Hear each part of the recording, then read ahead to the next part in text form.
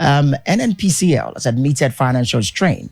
Now, since the past few weeks, there's been long queue. It has resurfaced at most filling stations belonging to independent marketers in Abuja, Lagos, and several other states across the country, where the product is being sold around 720 naira per liter, with many outlets, dispensing the petrol for as much as 1,000 naira per liter. I saw one of the dailies this morning where petrol has been sold in some filling stations at about 1,300 naira per liter.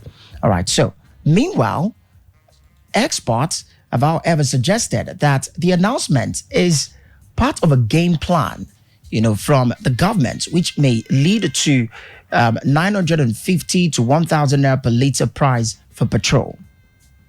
And so we have a couple of questions we want to ask this morning concerning this particular problem that has persisted for a very long time. I think when we talk about fuel scarcity in the country, it's not any strange news to Nigerians. We're used to it. But in 2024 alone, we've been bedeviled by continuous and persistent fuel scarcity in the country.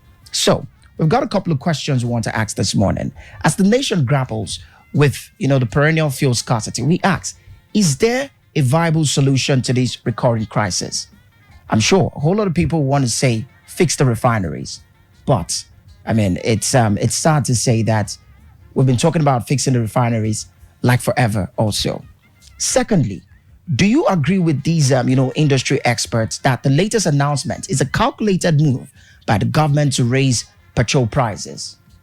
And finally, can Nigeria break free from the cycle of fuel shortages and price fluctuations? So these are the questions we're asking as we look at fuel scarcity in the country. Zlatan.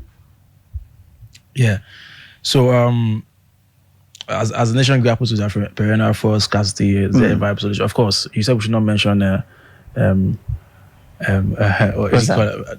refineries. Of course, we're going to mention it because if those refineries are working, the four, right? We have four. Yeah. If the four are working, working to, they're in top shape and they're working and they're dispensing, refined fuel. Then of course, we shouldn't be having this problem. But then yesterday, we got to report that we've been having this fuel scarcity since 1974. 1974. I want to believe that in 1974, those refineries were working, right? So if they were working then, and even after then, and we do have scarcity, so what's the problem? That means there are also people there who are sabotaging, who are sabotage. Saboteurs. So these people, if they can be flushed out, but they are human beings, right? So if they are flushed out, they'll be replaced by some other human beings, which can also be doing what they are doing too. So so that means we have to look at ourselves too as people. What are we not doing right? What are things we are doing wrong as a people? When you get to that place where you're supposed to make things easy for the people, and just because for your own pocket, you are doing some things, and of course to make things move slowly. So maybe the people too are the issue, not just the refinery, because when the refinery were working, we're still having fuel shortages. So why? So that means there's something wrong with those who are managing the whole petrol thing. So at the end of the day, the refinery should be working. Then right people should be there. People who are supposed to manage the refineries, and of course the distribution of the petrol to these independent marketers and all that. So I think those are the two major reasons why we've been having these fuel shortages and of course queues, because I don't understand where in a country where we are blessed with this particular stuff, and we're suffering from it. It doesn't make any sense. If we don't have petrol, then we don't understand. Let's say we are importing it. Then we understand why. Maybe we'll say that, okay, maybe for now we don't have the resources to bring in fuel. That is why it is scarce. But it is right here in the country. And when we add the refineries, we still have we still add queues. So that means there are people there who are absolutely doing the wrong things. So apparently what you're saying is that for a very long time we've lacked competency. Competent hands, to handle the oil and gas sector.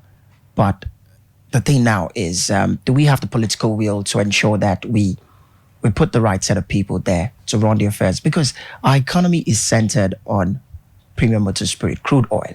Yeah. So when you talk about the national cake, I think they're referring to petrol, Yeah. right? Because I mean, yesterday you talked about we diversifying our economy. Let's say agriculture too, right? Well, I mean, this petrol is more like I mean, I would like call it now. Is like I said, national cake is something that everybody wants to be there, and so these people, that is the mentality they have, that they want to be there, not to be in charge of these things, and of course, the first things first is their pocket, is themselves. So I mean, so once they are done with their own business, then they start thinking about thinking about Nigerians, which shouldn't be the case. So the refineries are not working. They've not been working for a very long time. That's an issue.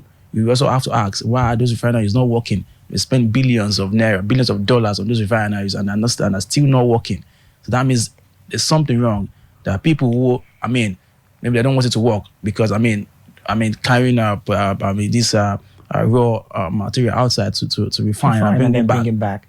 I mean, I'm sure they're getting. When you look at the cost implication, I feel that's what is really putting Nigeria in this position. Yeah. And it is sad how we do not prioritize having it work here.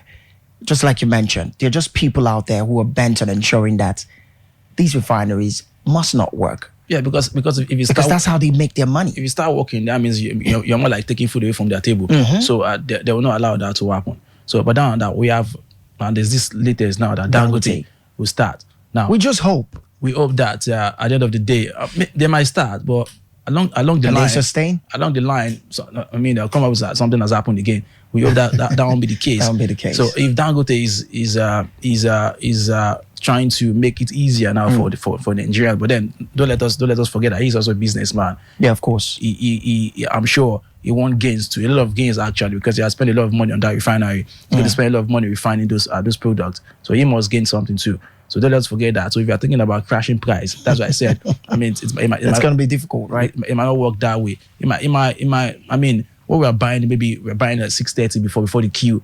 Maybe it might go down a bit, but not that extent that we expect. Because like I said, this guy's a private person, owner, a private owner, right? So he wants to gain too. So at the end of the day, like I said, I think the key thing here is that having the right people in the right places. All right, having the right people in the right places.